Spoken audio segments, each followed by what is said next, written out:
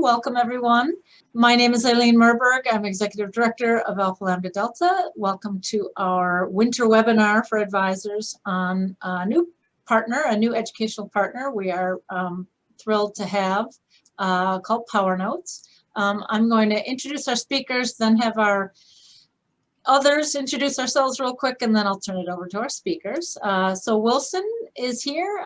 He is the founder and CEO of PowerNotes, founded in 2016, I believe as a result of his experience with research and writing in law school and business school. And he created a way for that to be vastly improved for college students. So I'm sure that is appreciated by college students all over the country. Karen is here. She's the Director of Business Development and is an educational consultant who joined PowerNotes in 2019. Prior to that, you were a classroom instructor and a national speaker for student success. So that is all about what we do with Alpha Lambda Delta. If I could have the rest of us just do quick introductions since we're a small group, just to get a sense of who's here. Sue, why don't you start?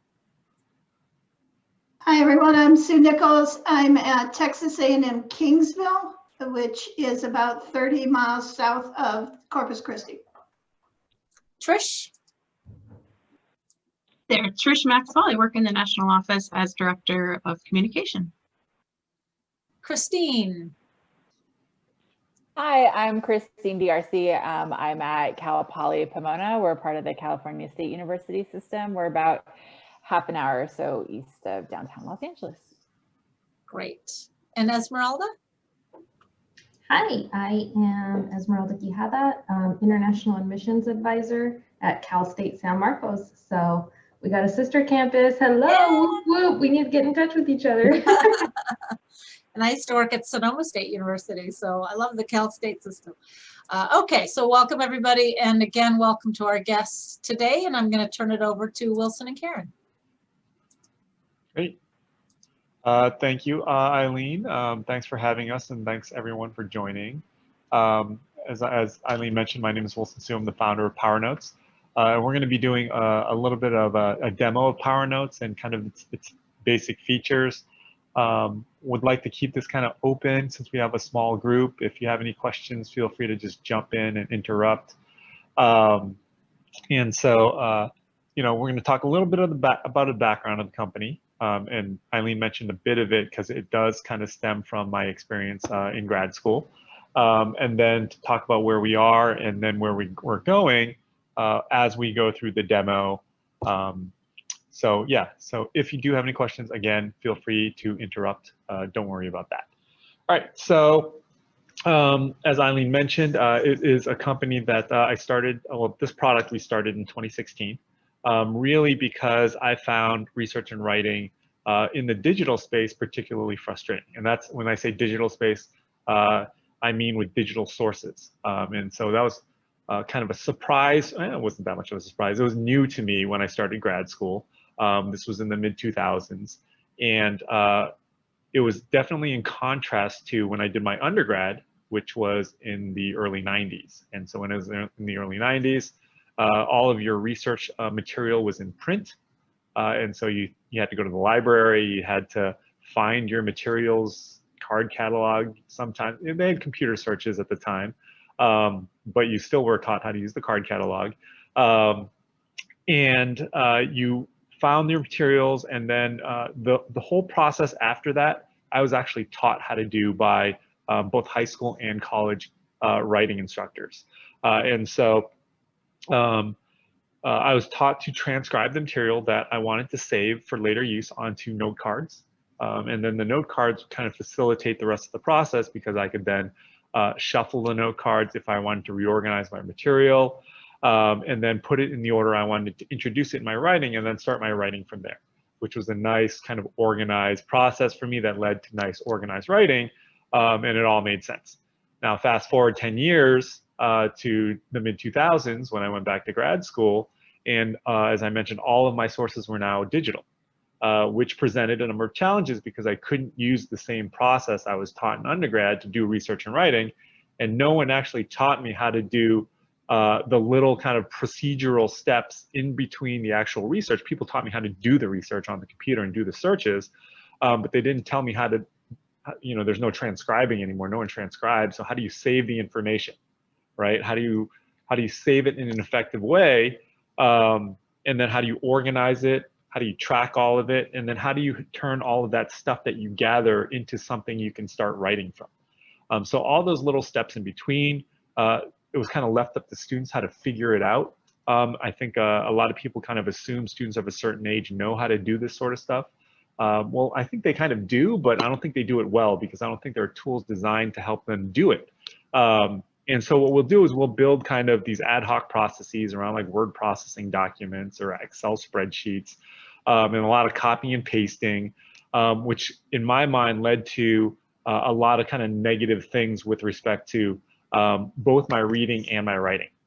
So I'm going to talk about some of those things during the course of the demo and how we basically try to improve upon those things with PowerNotes. So, you know, I went to law school, did a lot of research and writing, came up with my own little process for doing this sort of stuff, a frustrating process because it used a lot of the tools that I already had access to, but weren't built for that process. And then I went to practice law for a number of years where that process broke down because all of my projects got a lot more complicated.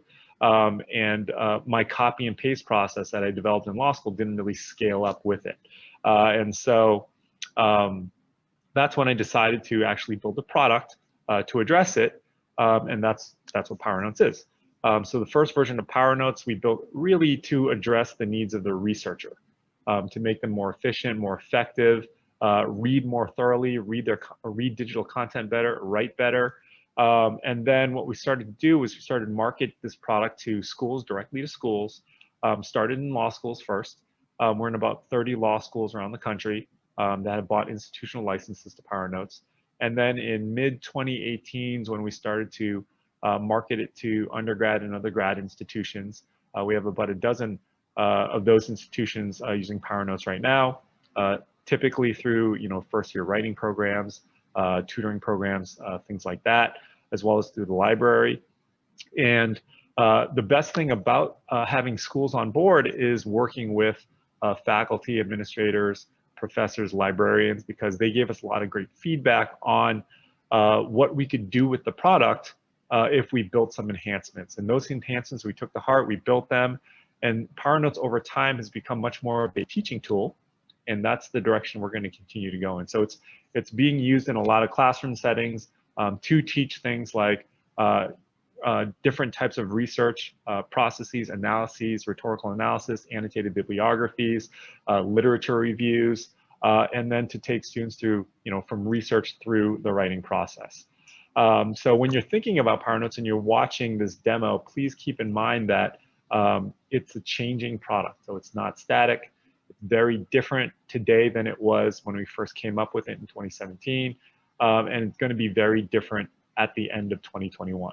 So do keep that in mind. So I'm going to jump into the demo now. I'm going to share my screen. Hopefully you will be able to see it. Can everyone see my screen? All right. I'll take the head nods as a yes. So PowerNotes comes in two parts. The first part is a browser extension. And we chose a browser extension so that it could sit on top of your browser, let you capture anything that you're viewing in your browser. And today, that's the vast majority of your research sources. Your library at your school is going to be the one that typically curates all of these databases that your school is going to use for its research sources. We actually do integrations with your library so that students can have pretty much seamless access to all your library materials and actually have it be easier to access and use than without PowerNotes in a number of ways. The browser extension works on 3 browsers right now. Google Chrome's our first browser. 80% of students use Google Chrome. And then Firefox and Microsoft Edge are the browsers we support. We're planning on supporting Safari sometime this spring. So pretty soon we'll have kind of all of the major browsers supported. So once you have the browser extension installed, you'll see this sidebar here on the right side of my screen. At the top of the sidebar, you'll see the name of the project that you're in. And we're going to do a little research on how a bill becomes law. And then you can switch between projects by accessing this little drop-down window here. As you can see here, I have a lot of different projects going on at the same time. We have two kind of subscription levels. We have a free subscription, which anyone can sign up and get one free project, or you can have a premium subscription. And there's a couple different ways to get a premium subscription. Any individual person can buy an individual license for $5 a month or $50 a year, or their institution can pay for an institutional license. And also, since we started working with the student organizations, we have special deals with these student organizations. I think we do like a 20% off. Is that right, Karen? Deal with the ALD students? I think it's 25. Oh, 25, great, even better. 25%. And so your students can, with a promo code that will be sent out to your constituents, will get that promo code and be able to buy PowerNotes at that discount. All right, so let's see. So once you have access to PowerNotes, you'll get the sidebar. You can switch between the projects here, as I mentioned, and then you'll see this kind of like a set of tools here, some features that we'll talk about during the course of the demo, and then a field down here where we'll start to populate the research you're going to gather from your browser. And we're going to start to file them in these two topics, background and new topic. These are just the topics that we start every new project out with. They're generic on purpose. A lot of students don't know what they're going to research yet. They don't know a lot about their research area, and so they don't know how to organize their content yet. So we'll start them off with these generic topics, but we're going to make this organizational framework really flexible so that as they do more reading, as they do more research, they'll start to add topics, change topic names, manipulate their topics, and build a more sophisticated organizational structure over time. So one of the things that you're going to see really quickly is that we're going to prompt students to organize right off the bat. And that's going to be in contrast to what most students do today, which is typically just copy and paste stuff into a document in kind of the order that they find stuff in, which ends up being, leads them down a path that is going to make their writing more disorganized. And I'll talk about that during the course of the demo. Okay, so now I'm going to jump over into the content on the left side of my screen. Here, students are going to start reading. And one of the issues that I had when I was a student doing research with online sources is, first, I just didn't like reading on a screen. That said, it's pretty mandatory these days. You can't really print everything out anymore. It's not an option. But the thing that I really didn't like about reading on a screen with respect to research is that every time I wanted to save something, I'd have to typically copy it here. And then leave this source altogether. So stop my reading and then open up another document, typically a Google Doc or a Word document, paste whatever I found in there, come back to my source. If I were diligent, I'm going to grab the URL or the citation information, and then I would leave the source again, go to that other document, paste it in there again, and then come back and then try to figure out where I left off and continue reading. Obviously, that's a really distracting process in an environment that's already full of distractions. Which is your screen environment. So, and it prevented me from kind of reading continuously, deeply, really starting to understand what I was reading about, because I was always constantly kind of switching back and forth between my source and some other stuff. So with PowerNotes, the first thing we wanted to do was get rid of that copy and paste process. Keep you focused on your sources so you can understand them more completely. So anytime you wanted to save something with PowerNotes, you don't have to copy and paste anymore. You just select what you want to save, and then this box is going to pop up. So this is the key to PowerNotes here, where we're going to begin what we call progressive organization. At the top of this little box that pops up, you'll see the name of the project that you're in. And then below that, you'll see those two topics that would kind of start everyone off with. By the way, you can pre-populate these topics ahead of time if you know what your organizational structure is going to be before you start. Like, we have a lot of experienced researchers, faculty, grad students that have a better idea of what they're researching. They'll know, okay, I'm researching this, these things are going to be important. They can pop those topics in ahead of time so that when they do start their research, those are the topics that are going to show up here.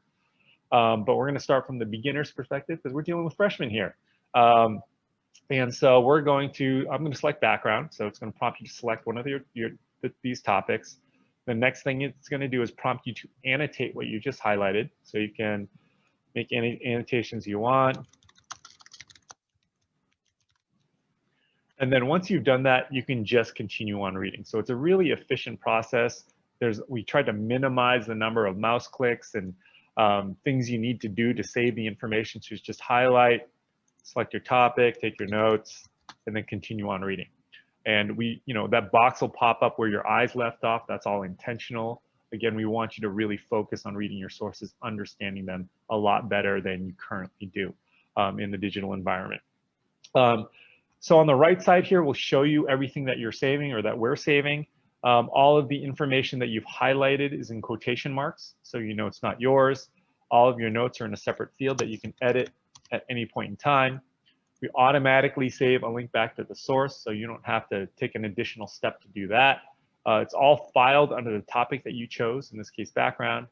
And it's really easy to change a topic name. Just click on the topic. There's a little edit icon and just name it whatever you want. And then the next time you do highlight something, that will all be updated. So any changes will be updated on the fly.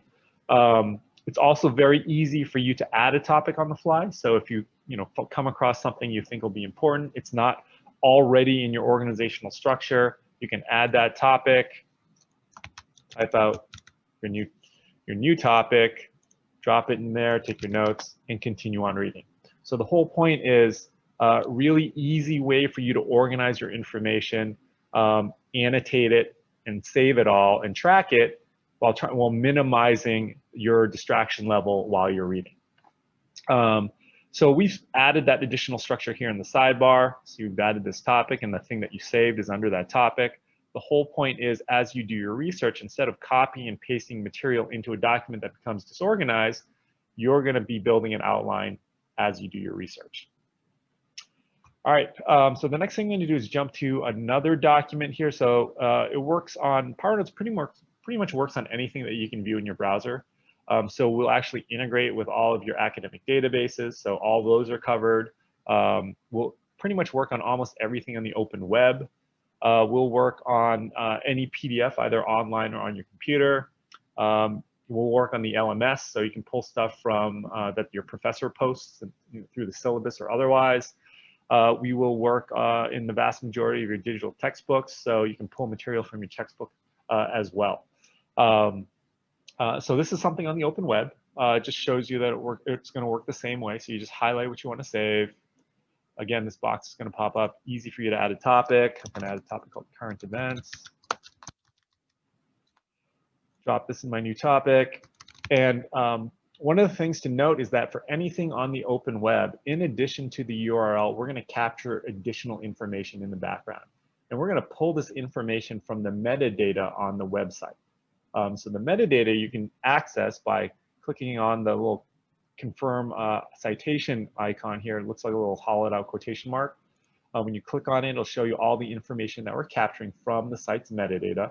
And it's all the information you need to create a citation.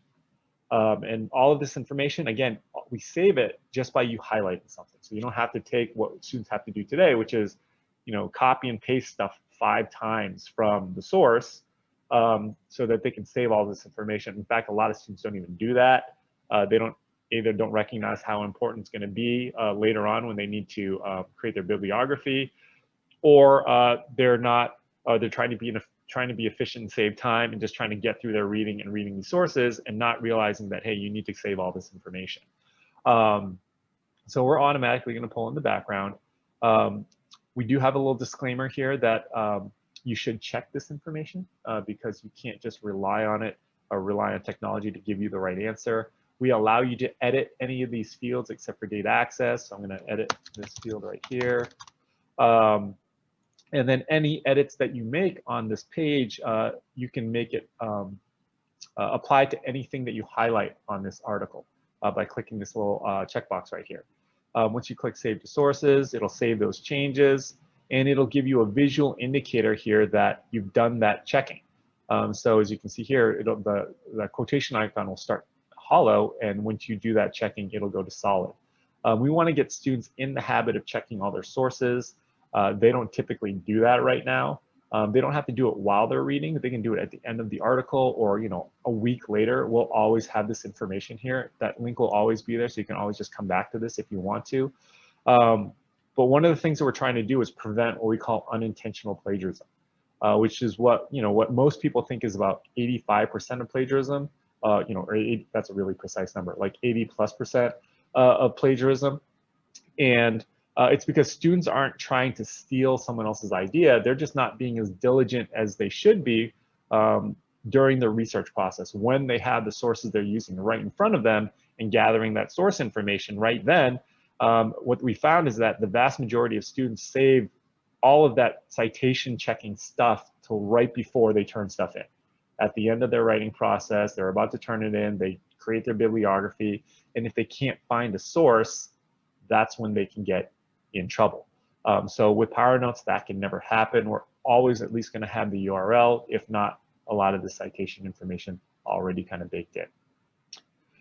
All right, so the next thing I'm going to show you. Hey, Wilson. Here, yep, go for it. Sue asked two really good questions in the chat. The first, does it pick up advertising, or do you need to be in a read format?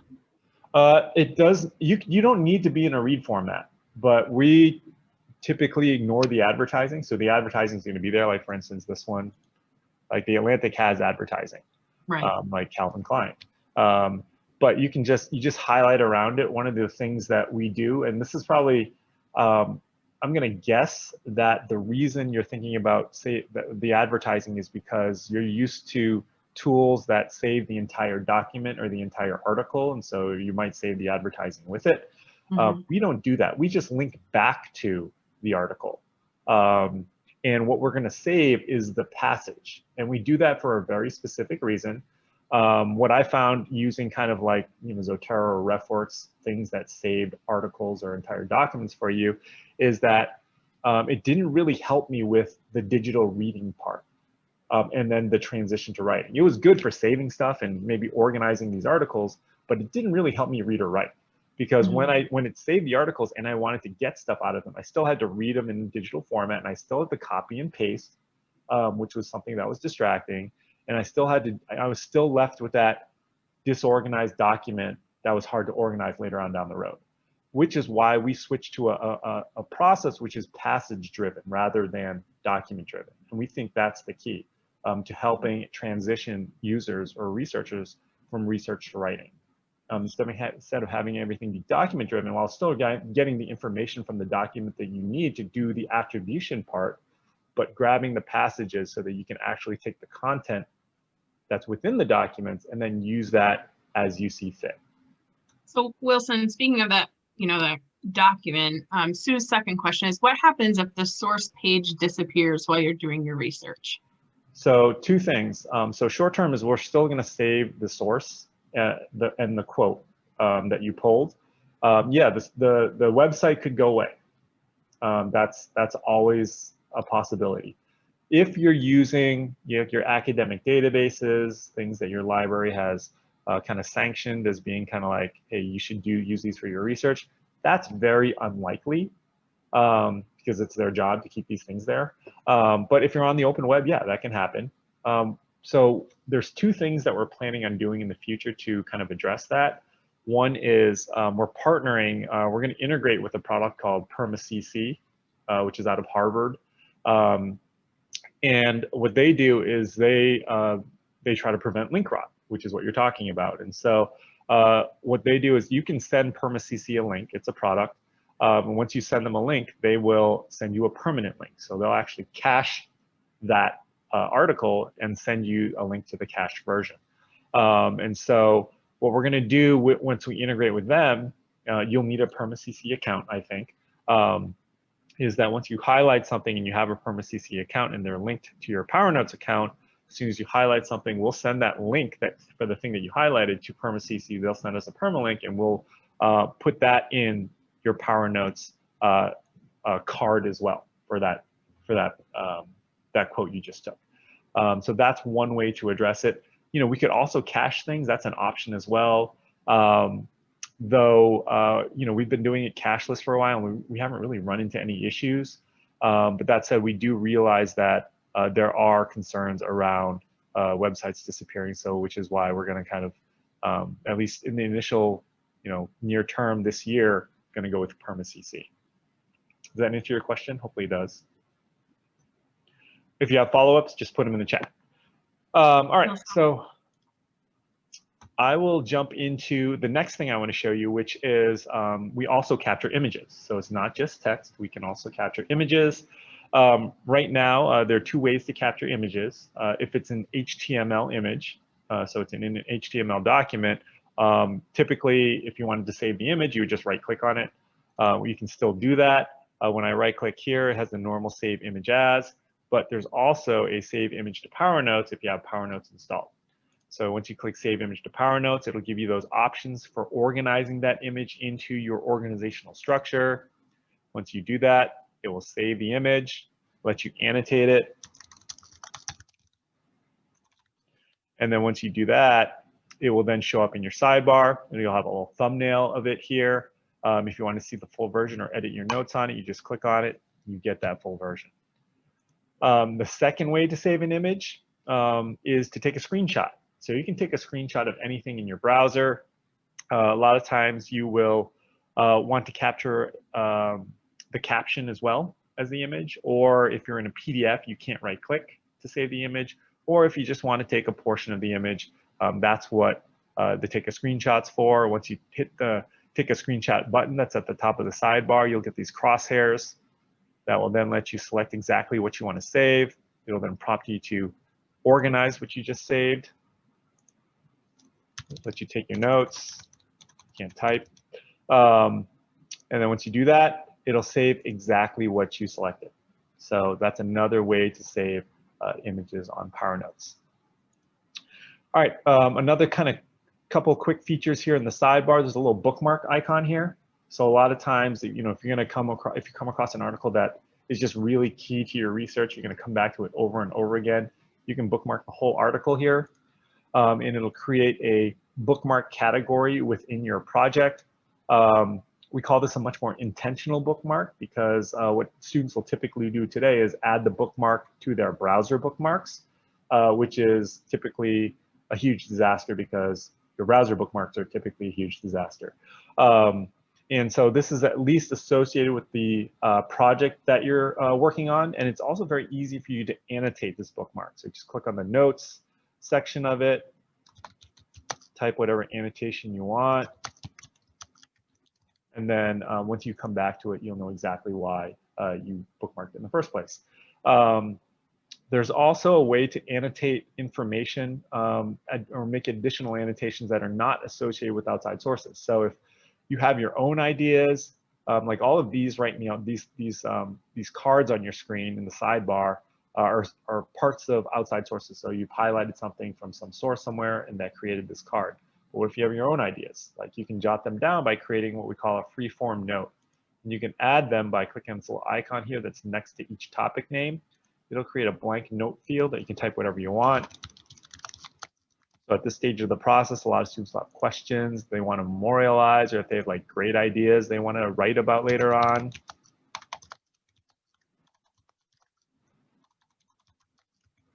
They can memorialize them here as well.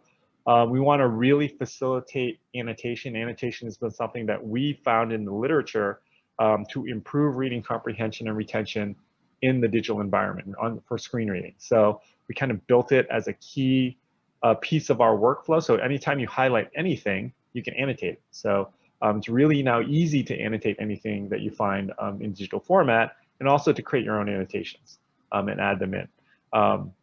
So we made that process a lot easier. One thing I want to show you, the next thing I want to show you is how it works on PDF. So this is JSTOR, one of your academic databases. It's PDF driven. I'm going to show you that it works exactly the same way on PDF. One of the neat things about PDFs, or how we perform on PDFs, is that if you come across an older PDF that's scanned, doesn't have a text layer, you can't highlight, can't copy and paste, it's going to be really difficult to use. And in fact, a lot of junior researchers, especially undergraduate students, will skip that PDF and say, you know what, that's difficult to work with. I'm going to try to find something else that says the same thing. So I can just copy and paste from it. That's just not a good way to pick and choose your sources.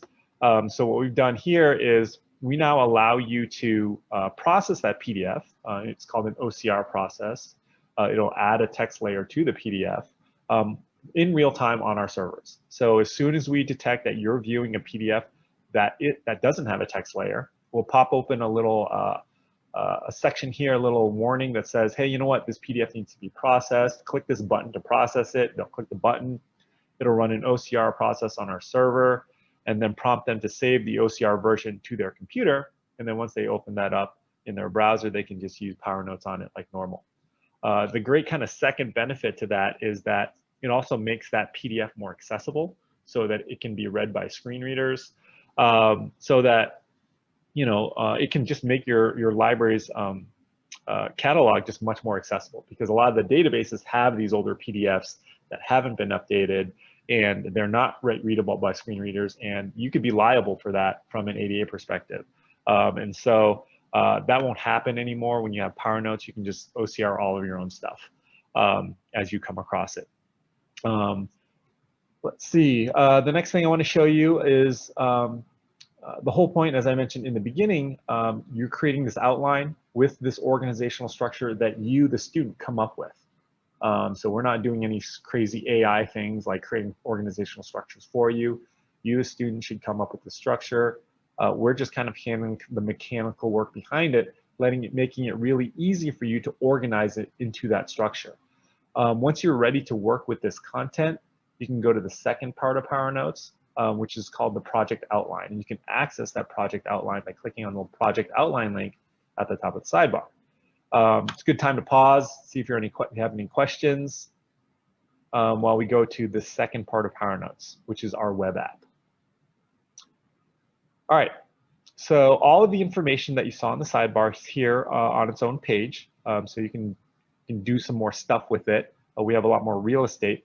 All of the information is stored in the cloud, so you can access it from any computer, anywhere.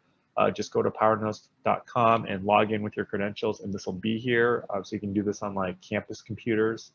What we wanted to do here was really allow you to assess, analyze, and then manipulate your information so that you could take what you did during your research and really try to put yourself in a position to start that writing. What we found in our surveys of students is that that transition from research to writing is the most difficult part of the process. Like, I gathered all this research, I've read a lot of stuff, I learned a lot, now what? And so this is where a lot of confusion comes in. The now what in the print days was not that complicated. It was okay, now you think of your arguments that you want to make. Now you take those note cards that you've written out and then reorganize them into those topics that you want to talk about in your writing, and then you just shuffle around your note cards, put them into the right categories. Can't really do that in a word processing document that you copied and pasted a bunch of material into. Word processing documents just weren't built for reorganization. If you wanted to reorganize, you're going to have to copy and paste stuff around or into another document, which is just cumbersome, prone to error. Can lead to a lot of bad things. And so a lot of students actually kind of like skip that part of the process, which I thought was key back in the print days, and they'll just start writing.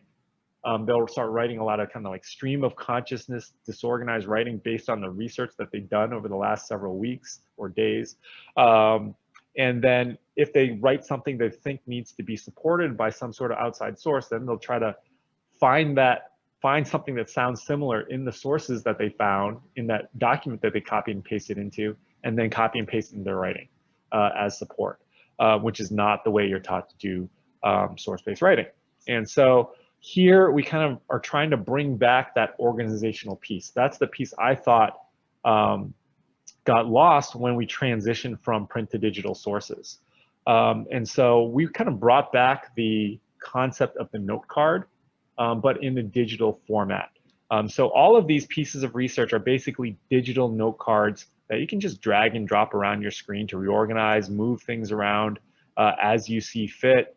A lot easier than copying and pasting in a Word document. You don't lose anything. All of these pieces of research, the annotations, the quote, the link back to the source, the citation information, the URL are kind of like housed in a single card that can't be kind of broken down. And things like when you're copying and pasting this material back and forth before you're using PowerNotes, those are things that you could separate, delete accidentally, and get into plagiarism trouble that way as well. So that can't happen with PowerNotes. Really easy to reorganize, intuitive to students.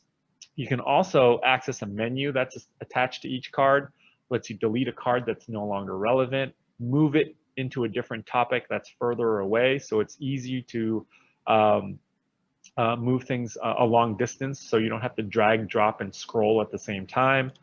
Also allows you to copy stuff into another project or into the same project and duplicate it. So you can copy cards, move them around into different projects. You can even do all of that same stuff with entire topics. So if you just hover over the topic, there's the same menu, lets you delete the topic, move it into another project, or copy it into another project. We did this for a lot of students have capstone projects where they're doing a lot of mini assignments that build up into a larger assignment. This just lets you manage all that information a lot easier. There's also the ability to add those freeform notes here as well. Here you're probably going to want to add them for different reasons than when you're adding them during your research. Here you can actually just start writing. So you can put in like full sentences. We don't place limitations on what these cards can hold, so you can do whatever you want with them. You can add non-digital sources, or you can add primary research. And these cards can be organized and reorganized just like any other card. There's also a set of controls on the right side that lets you filter what you're seeing in the project outline. So if these things get pretty long, you can just focus on single topics.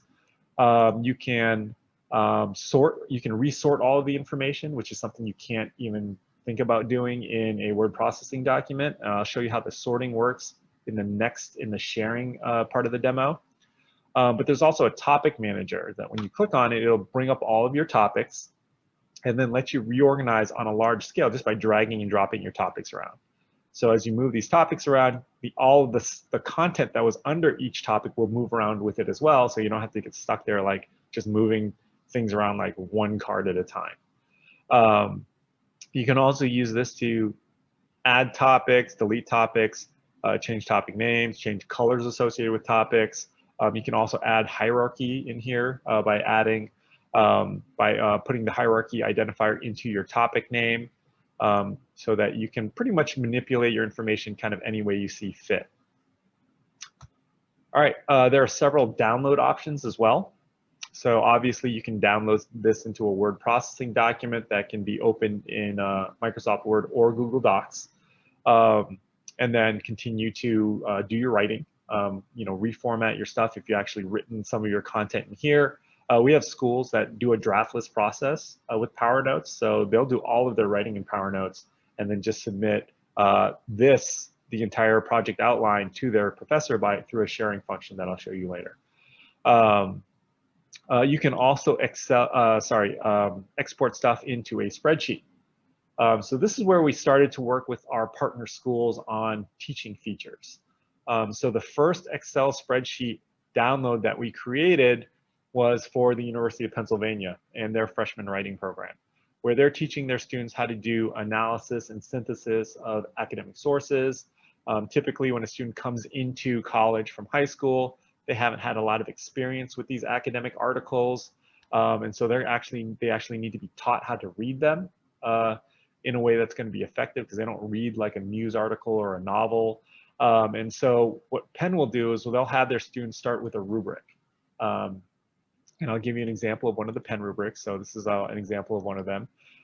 So they're going to be taught to look for in each article the background, significance, foundations, methods, those sorts of things. And these things can differ based on the genre of study that the student is focused on. This is just one example of that.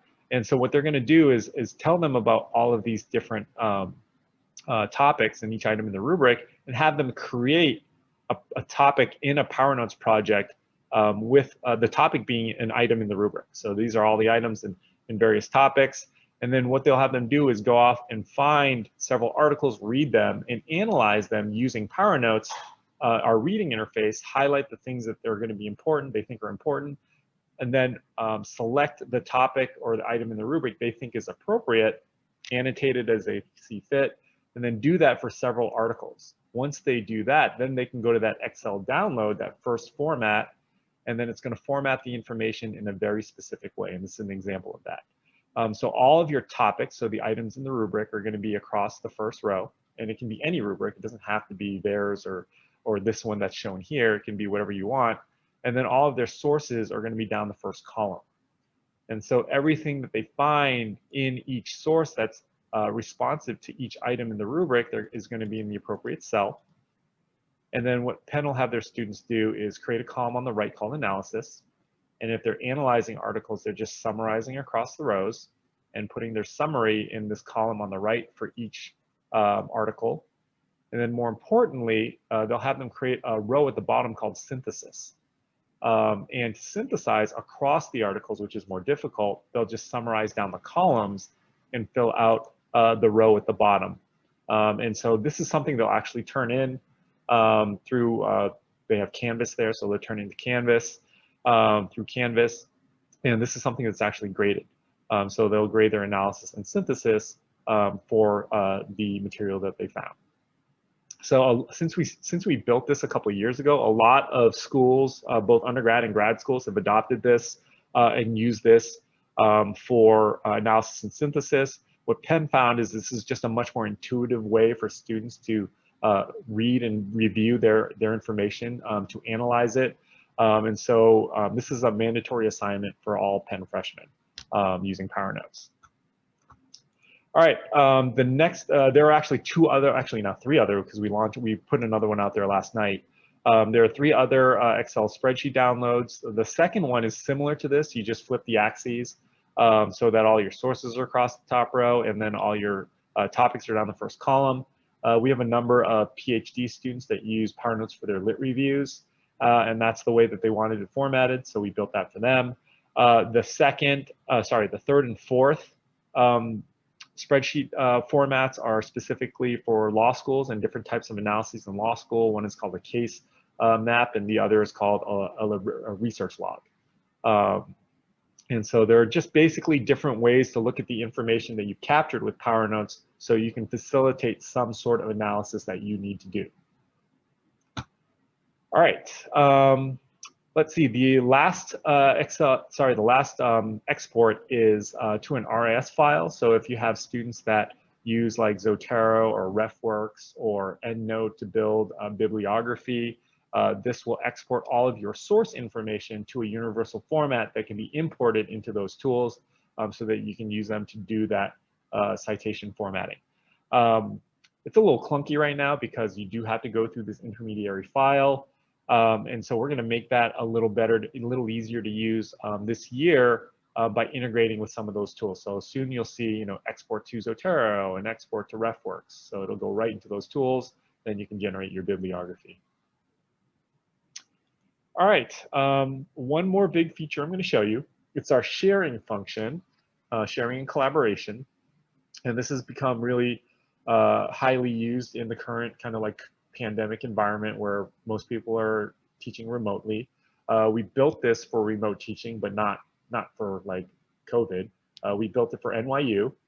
They have a global campus where they have campuses in Dubai and Shanghai and New York. And if you have like a student in Dubai and a professor in New York, they wanted them to feel connected and still be able to do all of the same stuff you do in a normal like conference, like a writing conference, but over distance. It just so happened that we built the feature and it was great for just remote teaching generally. And so I'm going to illustrate this feature by doing a side-by-side view. So that's what I'm showing you here.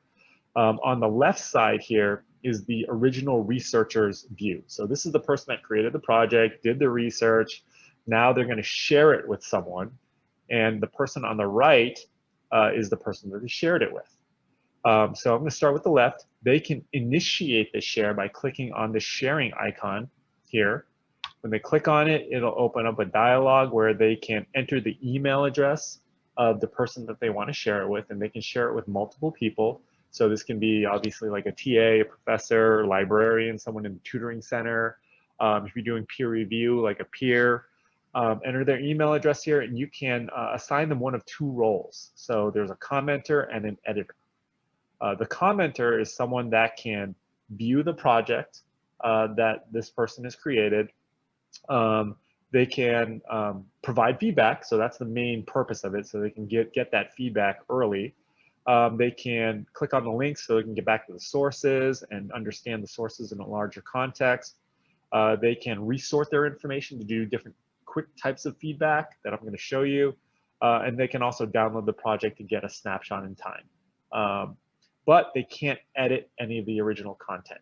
So you can't change any of your notes, they can't delete anything, they can't reorganize anything.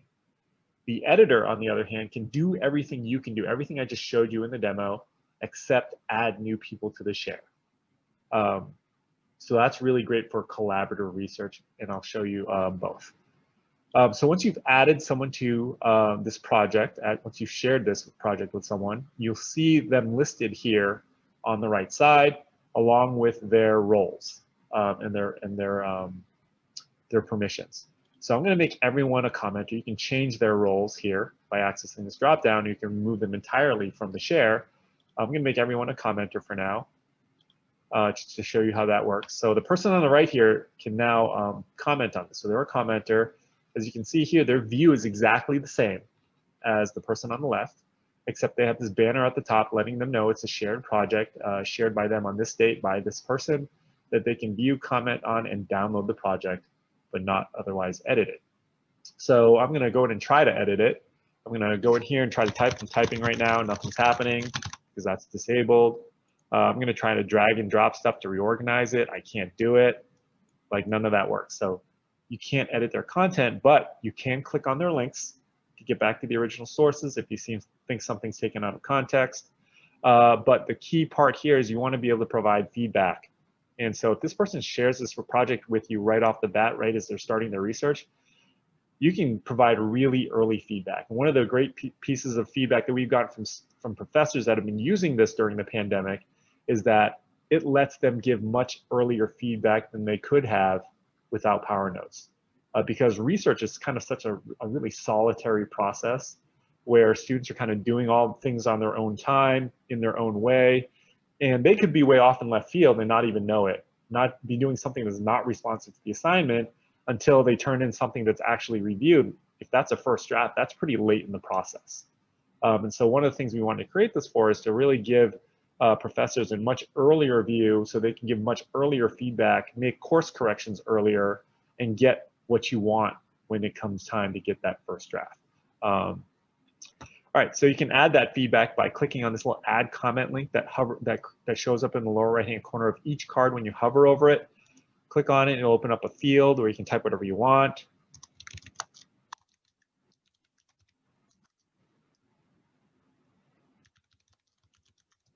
So as soon as I hit enter, it's going to show up on the left side. It's going to give you this little, okay, orange dot. You haven't seen this comment. Show the comment. It's going to show you what it is, and you can comment right back. So this is built for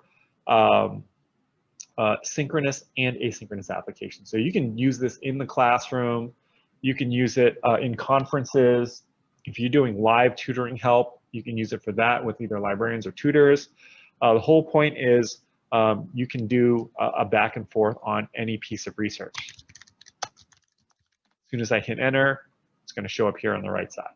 And you can do that for any card, basically. And you can view the comments in the other cards by just clicking on the show comments. You can add your own additional comments.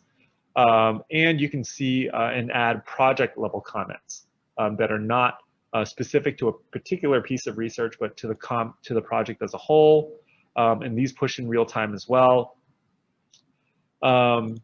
And then you can also sort the information. As I mentioned before, sorting is something you probably can't do in a word processing document. The default sort is by topic, which lets you see their organizational structure. And then you can sort by date. So you can see, you know, how long have they been working on this? Like, are they procrastinating? like how much did they do on each day.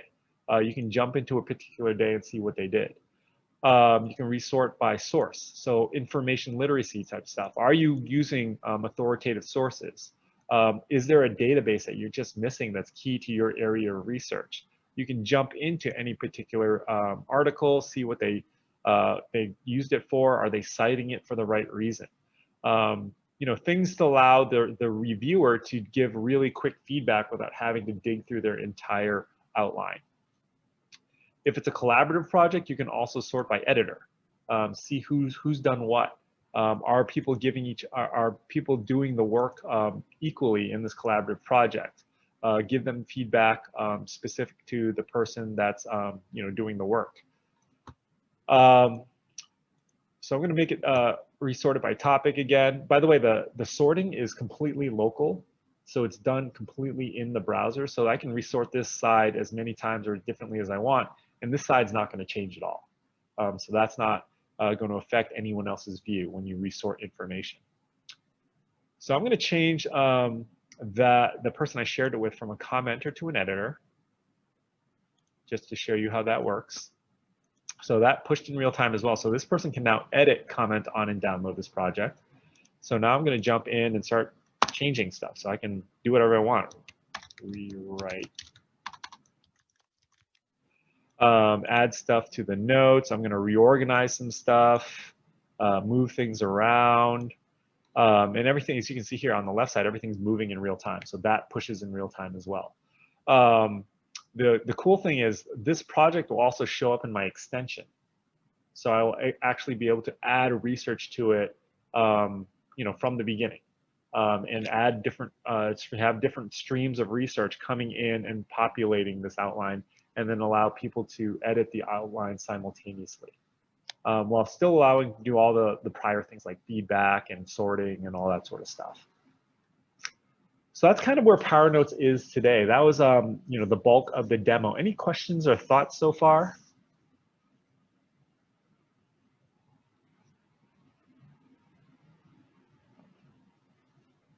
Thank you for the clap, Esmeralda. Appreciate that. Yeah, good questions there in the comments. Thanks for asking and answering. Pretty powerful product, and lots to it, lots of layers, which is great. Yep. One additional quick thing is that we created this product for research and writing, but students have started using it for all sorts of other things. One of the key aspects of PowerNotes is it's just great for digital anything. And so to the extent that, especially if a student has a digital textbook, a lot of those students have started to use PowerNotes to take notes in their non-writing classes, especially when they have a digital textbook, because they can pull material from the textbook, they can pull material from the professor's syllabus, they can pull it from, you know, PDFs that the professor posts. If the student's confused, the first thing they're going to do is not ask the professor, they're going to Google it. So they can pull anything that they find in Google, incorporate it into their outline, reorganize their outline, basically create kind of like custom study guides for themselves. The way we found this out is because we started seeing like Canvas and Blackboard showing up in the most highlighted domains across a lot of our schools, and we had no idea why. So we asked the students, they're like, yeah, I started using this for like this other class that has nothing to do with my writing class, because the process of studying for that class is very similar to research and writing for a writing class. If it's digital content, you're still copying, pasting material you need to save to study later and pasting it into a document. And so PowerNotes just makes that whole process, a generic process, a lot easier. Also, they use it for like their personal stuff, like, you know, they tell us they use it for online shopping and planning vacations and stuff like that. And so that's great. Like, do more of that stuff. We're happy to see that.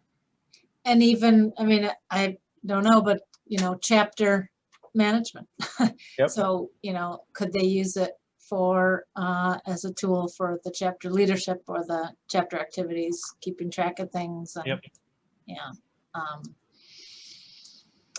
So great, you know, so I think the hope is that chapter advisors will encourage their chapter members to use PowerNotes to sort of create accounts, that sort of thing. They can watch and use this video to show students how to use it. Are there other online? Yeah, so tutorials there. I Yep. figured, I think I've seen a few. So keep that in mind too, that this might be more geared towards advisors, this webinar, but that there's lots online. Yep. Through PowerNotes to help students learn how to use the features. Yeah, Karen can post the link to our blog in the chat. The blog is where we have all our support materials. Yep. So the help section is really the support for students. And then there's a whole section for educators. So if a school buys an institutional license, educators will have we have a bunch of like lesson plans and stuff like this in here. Okay. Yeah, also the advisors, if you want to use this for your own research, your own organization, feel free to do that. I think for advisors, we can give the product out for free. I don't know how you feel about that, Karen. It's up to you. Yes, and no, advisors have, I know Trish, I think had put it in the chat already, Yep. the code for advisors. Yep. Yeah, we did a 1-year free subscription for advisors to give them a taste of it, and yeah, good. Great. If you do have any questions or technical issues, the key way to get a hold of us and to provide feedback is to click on the little feedback button in the sidebar, or it's also in the extension drop-down feedback, and then we'll all get it and we'll be able to respond quickly. That is it. My question was, Yep. so I see that you have the 3 different plans, like pricing. Yep. So the free project, like how long would they have access to that? And if they wanted to do like maybe a monthly one, like we're a semester system, so do they still have access? Like say they don't want to pay for the months in the summer that they may not be using it. Yeah, so the free one is forever. I mean, we don't have a time limit on the one free project. The monthly one they can do. And then if they wanted to turn off their access for the summer, they can do that. All you have to do is go to their account page and click cancel, and then it would cancel. And then if they wanted to start it up again, they would just buy the monthly again. But they'd have access to the projects they created maybe either when it's turned off or. Yes.